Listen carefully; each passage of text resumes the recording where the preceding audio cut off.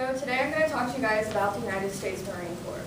General James F. Amos, the 35th Commandant Officer of the United States Marine Corps said, "A Marine is a Marine. I set that policy 2 weeks ago. There is no such thing as a former Marine.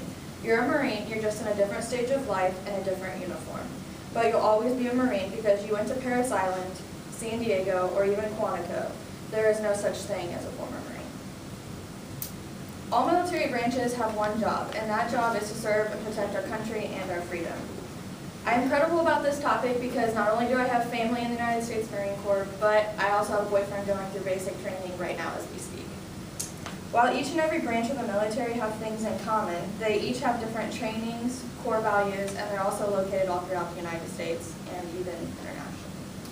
Today I'm going to talk to you guys about what it takes to become a Marine, the training involved, the United States Marine Corps values, and the different locations a Marine might be located.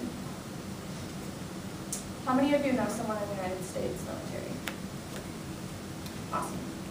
So there are requirements you must meet before you can even think about leaving for boot camp as a United States Marine. One of which is the ASVAB that you have to take as a placement test. So pretty much like an ACT or like our general education assessment test that we would kind of take here, but it's more basically about, well, I've actually taken it, and so they ask you about like mechanical things as well as your general like English, science.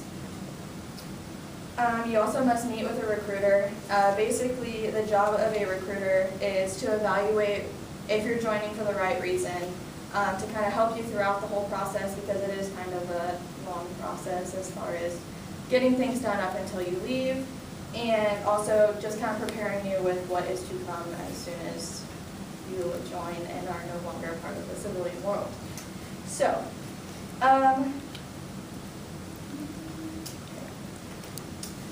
the test score that you actually get on the ASVAB is important in the United States Marine Corps because not only is there a minimum requirement for you, but there is also, that can also determine your job within the Marine Corps.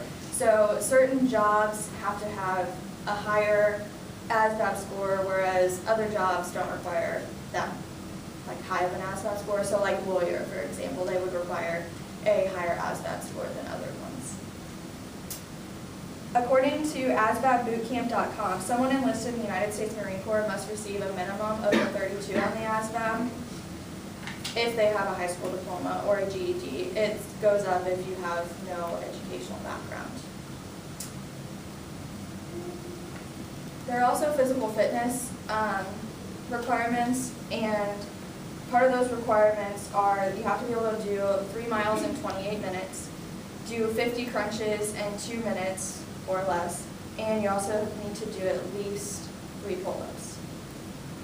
During an interview with my cousin, who is a Lance Corporal in the United States Marine Corps, and he is stationed in California, he said that the purpose to these requirements, as far as physical fitness-wise, is to kind of prepare them for what is to come in boot camp because they work out every day, all day, and it's just really straining on your body. So he said that's kind of a preparation for what is to come.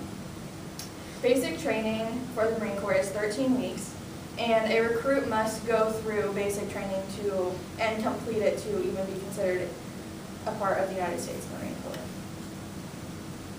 According to Marine.com, during these 13 weeks, Marine crews learn discipline, how to find the warrior within themselves, how to face fear, and learn martial arts and rifle techniques and safety.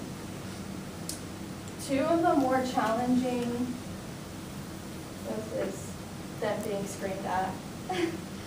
Two of the more challenging phases that they go through is week 4. So this is their swim qual.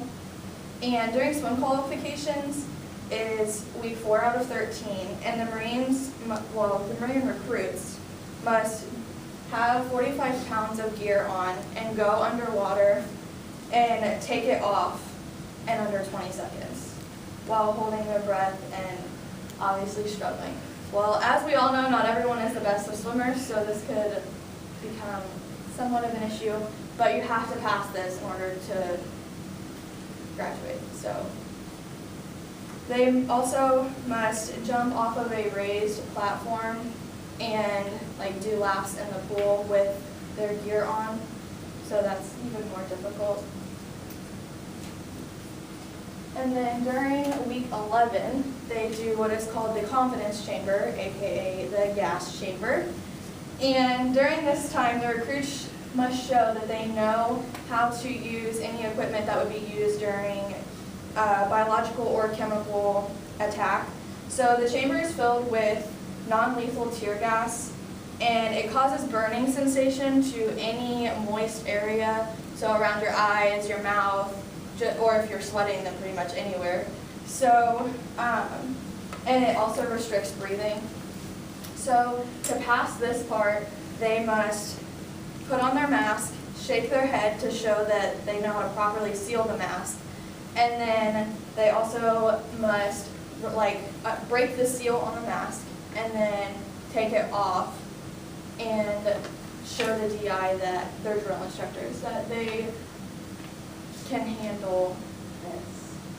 So, yeah. The final test of basic training for recruits is called the Crucible, and this is the make it or break it point. This is it's the second to last week that they do this, and if they don't pass this, they go home. It's just how it works. So they must make it through this to call themselves a part of the United States Marine Corps. During this, they must put every skill that they have learned up until that point to test. It is their make or break point.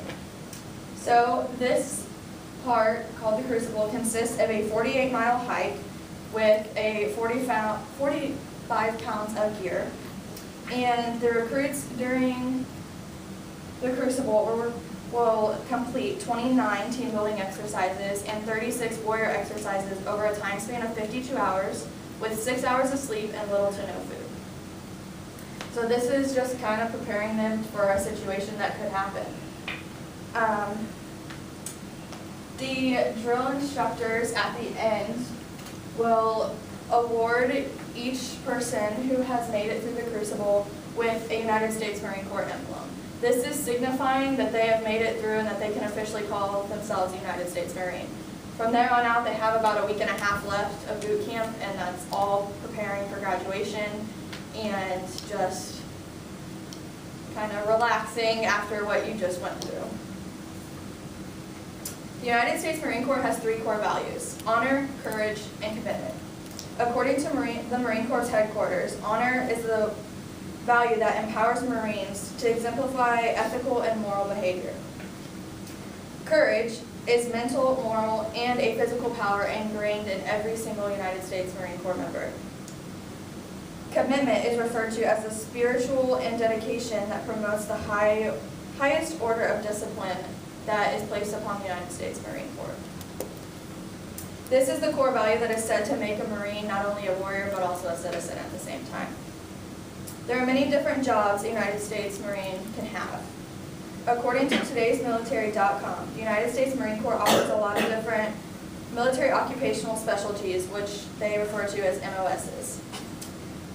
They offer things like rifleman to lawyer to even a payroll clerk, and then pretty much any job you can get in the civilian world you can also have as a part of the United States Marine Corps.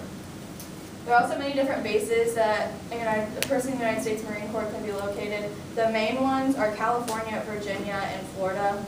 There are actually 2 in California, so that's kind of a popular one. I am very proud to not only have family in the United States Marine Corps, but to also have a boyfriend going through it right now.